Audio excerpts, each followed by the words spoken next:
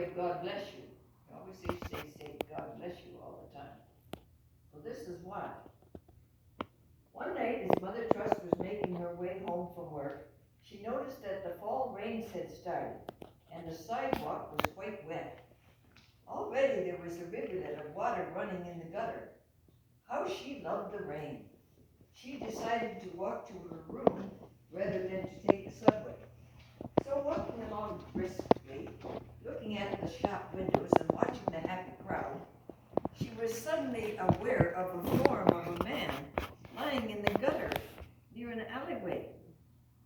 He was almost completely covered with water, with the exception of his head, which was supported just out of reach of the curb, by the curb. The passers-by just stepped over him and around him, but none bent to give him any help. Fearing that he would be drowned, and remembering her recent experience of the danger of a cold and consumption, she hurried to him and attempted to pull him from his bed of water.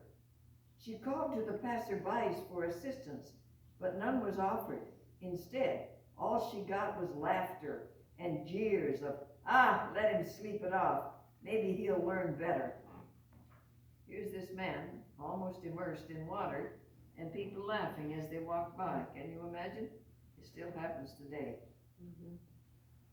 One finely dressed person pointed to her by saying, "Look at that young girl trying to get her father home."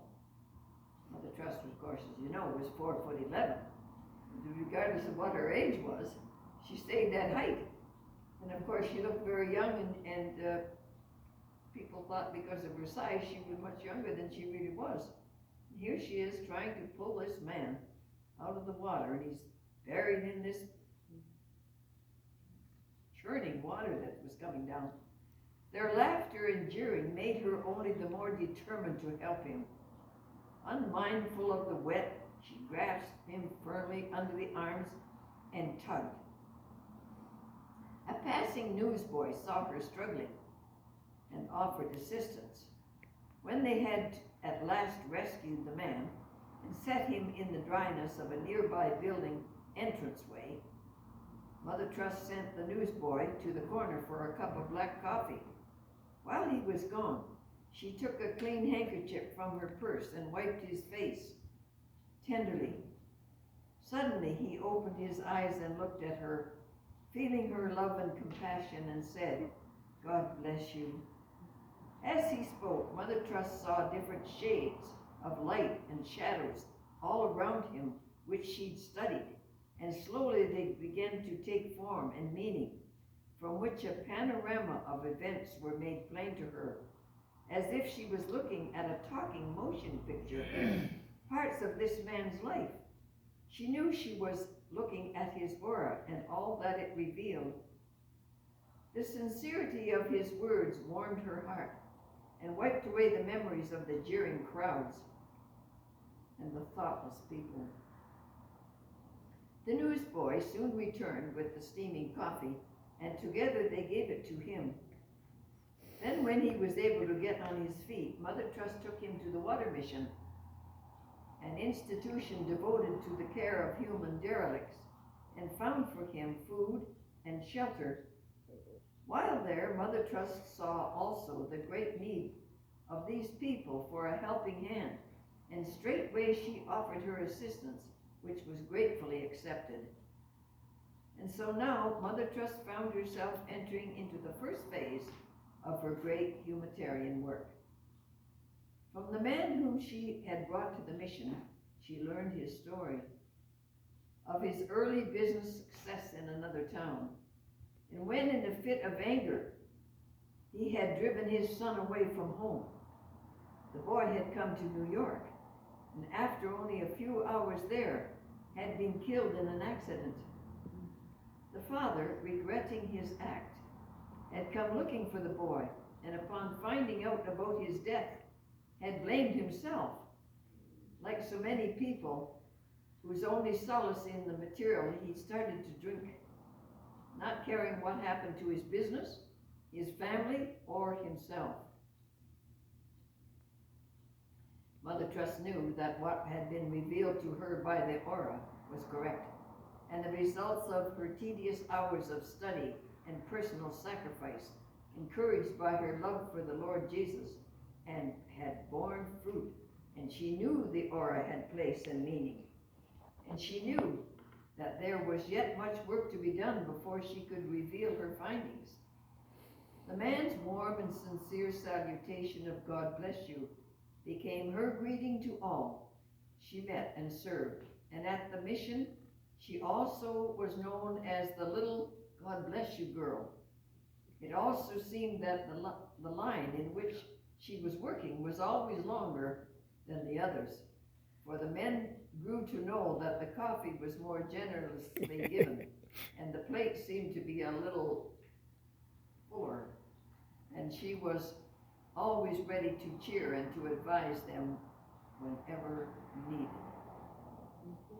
Here we have this young girl just out of the sanitarium with TB, going down in the town to find a job, and she gets a job as making hats, and she's going home happy, and it's raining. She finds this man in the ditch.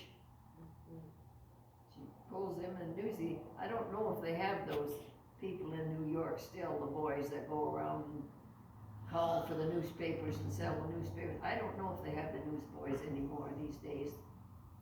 I doubt it, but they used to in those days. So he came, the newsboy came and helped her. They dragged him away, and she took him to the water mission. All this with her, still sick from the TB, laughing and making jokes and cheering everybody else up.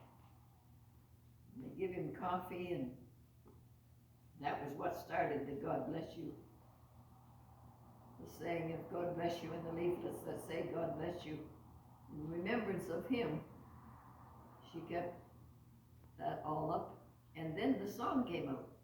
Who was that singer? God Bless America. God Bless America. Yeah.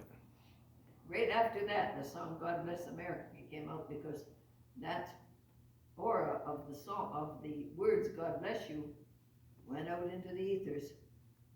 Big heavy girl. I can't remember her name. She was a blonde. Not Kate Smith, right?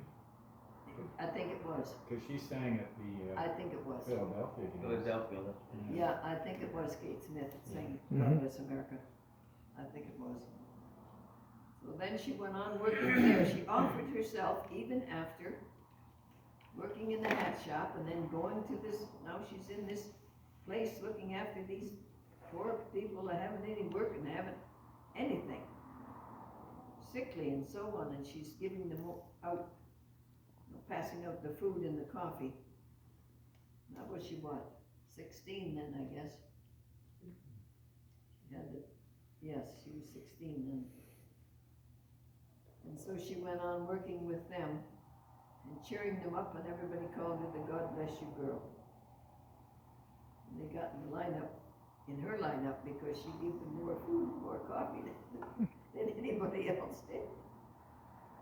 So that's the story of the God Bless You.